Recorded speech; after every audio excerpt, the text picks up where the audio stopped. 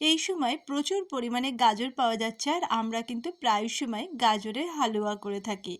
কিন্তু এই রকম গাজর দিয়ে যদি মিষ্টি করে একবার খাও তাহলে দেখবে সেটাও কিন্তু মুখে অনেক দিন পর্যন্ত লেগে থাকবে এবং খুব টেস্টি একটা রেসিপি তোমাদের সঙ্গে শেয়ার করছি।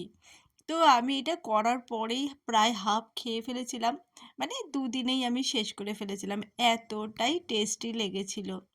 তো তার জন্যে কি লাগবে, গাজর। গাজরটাকে আমি টুকরো করে কেটে নিয়েছি এবং এর মধ্যে পরিমাণ মতো আমি চিনি দিয়ে নিয়েছি। আমি নিয়েছি প্রায় 300 মতো গাজর আর তার মধ্যে হাফ বাটি পরিমাণ চিনি। এই চিনি দিয়ে গাজরটা যদি পেস্ট করা হয় তাহলে কিন্তু গাজরটা আরও মিহি হয়ে যায়। তো এবারে পেস্ট হয়ে গেছে, এইবারে কড়াইতে আমি একটু বেশি পরিমাণে ঘি দিয়ে নিয়েছি।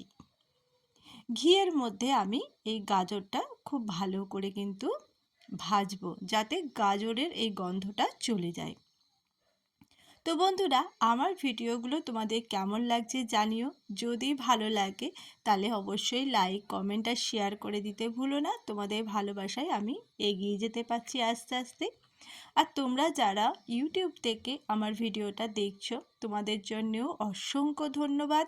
তোমরাও ভালোবাসা দিচ্ছ বলে আমি এগিয়ে যেতে পারছি। যারা আমার চ্যানেলটাকে সাবস্ক্রাইব করেছো তাদের জন্যেও অনেক ভালোবাসা। আর যারা এখনও পর্যন্ত করোনি, আমার ভিডিও তোমাদের যদি ভালো লাগে তাহলে আমার চ্যানেলটাকে একটু সাবস্ক্রাইব করে নিও। আর পারলে একটু লাইক দিয়ে দিও, কারণ তোমাদের ভালোবাসাতে আমি আরও নতুন নতুন ভিডিও বানানোর উৎসাহ পাবো।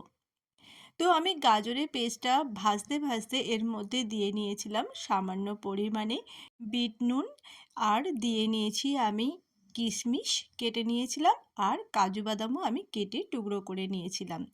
নিয়ে হালকা ভাজার পরে আমি দিয়ে দিয়েছি এর মধ্যে অল্প পরিমাণ, মানে 2 চামচ মতো সুজি। এই সুজিটা দিয়েও আমি খুব ভালো করে নেড়ে ছেড়ে যখন একদম ডোর মতো হয়ে যাবে তখন আমি এটাকে নামিয়ে থালাতে ঠান্ডা করতে দেব। তো আমি এটা ঠান্ডা করতে দিলাম। এদিকে এটা আস্তে আস্তে ঠান্ডা হবে আর ওইদিকে আমি কিন্তু আঁচের মধ্যে কড়া বসিয়ে দেব। তার মধ্যে আমি দুধ নিয়ে নেব। এটা ছাড়িয়ে দেওয়ার একটাই কারণ, খুব তাড়াতাড়ি যাতে ঠান্ডাটা হয়ে যায়। তো এইবারে আমি কি করলাম, কড়ার মধ্যে দুধ নিয়ে নিলাম। নিয়ে এটাকে ফুটে উঠলে এটাকেই আমি কিন্তু আস্তে আস্তে ক্ষীর করে নেব, মানে একটু ঘন করে নেব। তো এর মধ্যে আমি দিয়ে দিলাম এলাচের গুঁড়ো। এই এলাচের গুঁড়োটা দিলে কিন্তু খুব সুন্দর একটা স্মেল আসে।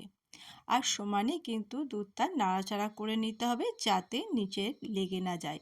এরপরে আমি হাফ বাটি পরিমাণ চিনি দিয়ে নেব এর মধ্যে, দিয়ে নাড়াচাড়া করব। এর মধ্যেও আমি একটু কাজু কুচিয়ে রেখেছিলাম সেটা দিয়ে নিলাম, কাজু বাদাম। তো দেখো আমার কিন্তু ক্ষীরটা কিন্তু রেডি হয়ে গেছে। এইবারে আমি কি করব, হাতের মধ্যে একটুখানি ঘি মিশিয়ে নেব। এইবারে এই গাজরের মিষ্টিটা আমি মিষ্টির আকারে শেপ দিয়ে নেব। আস্তে আস্তে এটা করতে হবে। ঠিক এইভাবেই কিন্তু গোল গোল করে আমি এক একটা মিষ্টি বানিয়ে নেব। তোমরা একবার এটা করে খেয়ে দেখো, দুর্দান্ত লাগে খেতে, ভীষণ ভালো লাগে। একটা ঘিয়ের গন্ধ, কাজু বাদাম, কিশমিশ সব যখন মুখে পড়বে না তখন মনে হবে যেন অমৃত খাচ্ছি। তো দেখো আমার কিন্তু মিষ্টিগুলো হয়ে গেছে। এরপরে আমি কড়াইটা নামিয়ে নিয়েছি। এই গরম অবস্থাতেই কিন্তু আমি এক এক করে গাজরের মিষ্টিগুলো দিয়ে নেব। তোমরা এটা গ্যাসে থাকাকালীনই এক দেওয়ার পরে একটুখানি ফুটিয়েও নিতে পারো হালকা করে। সেটা একদমই কম, মানে 1 মিনিট মতো, এর বেশি না। তো আমি দেখো এইভাবে মিষ্টিগুলো সব দিয়ে নিলাম, নিয়ে ভালো করে আমি এর গায়ে এই ক্ষীরটা লাগিয়ে দিলাম। খুব ভালো করে কিন্তু এর গায়ে ক্ষীরটা লাগিয়ে দিতে হবে। আমি এরম আস্তে আস্তে খুন্তির সাহায্যে ক্ষীরটা ভালো করে এর মধ্যে লাগিয়ে দিচ্ছি। দেওয়ার পরে কিন্তু আমি একটু ঢাকা দিয়ে রেখে দেব। মোটামুটি ঘন্টা তিনেকের পরে এর টেক্সচারটা এত সুন্দর আসবে না, কালারটা, মানে এই যে গাজরের থেকে একটা রং ছাড়বে, ছাড়ার পরে দেখো কতটা সুন্দর কালার চলে এসছে, আর খেতেও কিন্তু সেরামই সুন্দর হয়েছিল। তোমরা অবশ্যই কিন্তু একবার গাজরের এই মিষ্টিটা করে খেও, আর অবশ্যই জানাবে কেমন লাগলো।